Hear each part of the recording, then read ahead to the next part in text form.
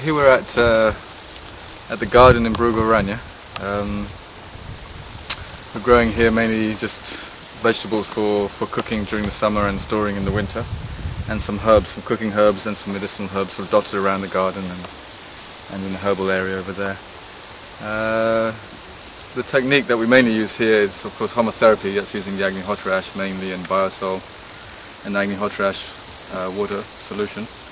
And we also combine it with raised beds and permaculture techniques, which is using sort of mulching and lots of mulching and straw. So here we were told by, when we first started gardening here, we were told by experts nothing should grow here. It was far too acidic. The ground was so acidic that nothing would be able to grow. And we've then managed to grow broccoli and sensitive plants like tomatoes here on the outside as well, not only just in the greenhouse. No one around here grows them. Many grow potatoes and cereals, grains, because no one really can grow other things here in this area. So just with using ash and doing the fires, we managed to grow a spectacular garden.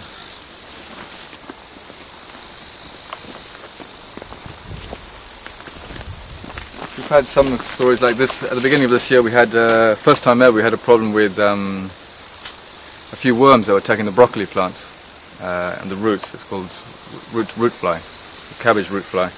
But what we did, we put ash around them and mounded them up with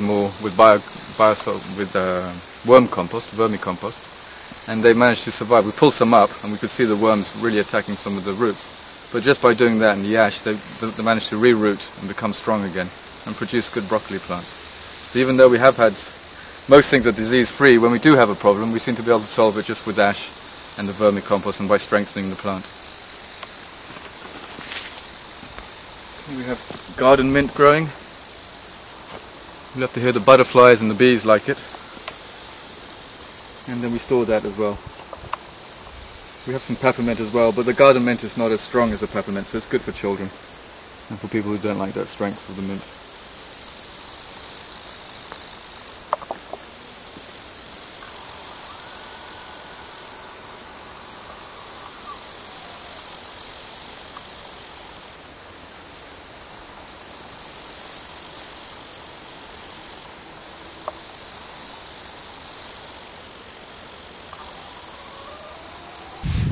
We have some cabbages just beginning to form.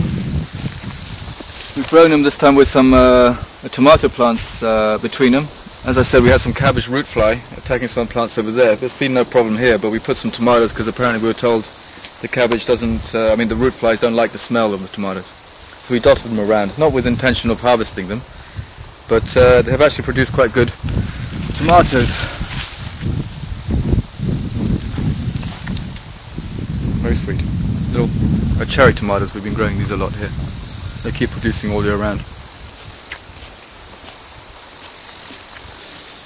We've left a lot of things for seeds now. We're going to collect the seeds. We've got radish that we grew at the beginning of the year, collect the seeds as well. So we can have storage for next year. I mean, our experience is that our seeds, the germination rate of the seeds that we get, and if we store them well, about 95–98%. And the store-bought seeds that we're buying, very low now. In Poland especially, we bought from a company this year, an organic company. A company that was selling organic seeds, and we had very low germination results. And not very hardy. And when we bought some seeds of the same variety that we had stored last year, for this year, we planted them in 2 trays, and our own Homa seeds were very strong, very robust, weren't attacked at all. They were both kept outside just to, the store-bought seeds were attacked by flea beetle and never managed it. They died. So that's a good example of the contrast of Homa seeds and store-bought seeds. These are our cows up here at the top. They're just lying down in the heat. We have one milking cow, the bull.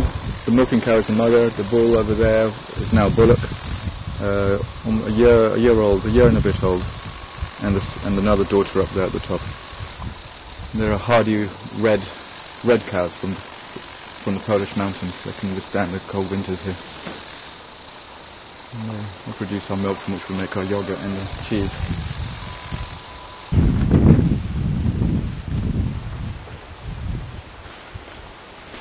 This is the cow dung drying process we do here. There's a lot of rain up here in the mountains, so we have a permanent roof. This is quite new. before each table had an individual small roof, but this time we put both tables under one big roof. And that's very good. It stops the rain coming, but it's still open enough for all the air to come in and help dry. We can only dry cow dung in the summer. Winter months it's too wet and cold, there's no point. So we dry as much as we can during the summer and we store it, and then we supply all of Poland with this cow dung as well. And over here, this is a new greenhouse this year. Originally this was a field that was ploughed last year for the first time.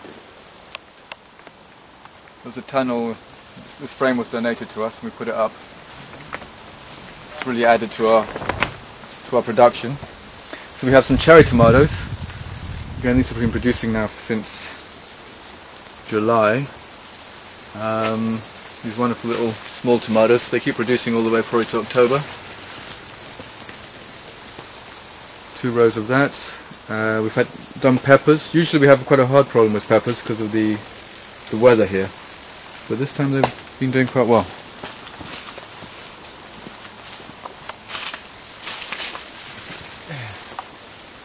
Nice little bell peppers, and these are some Italian long peppers that will turn red. They're slower to grow. They're good.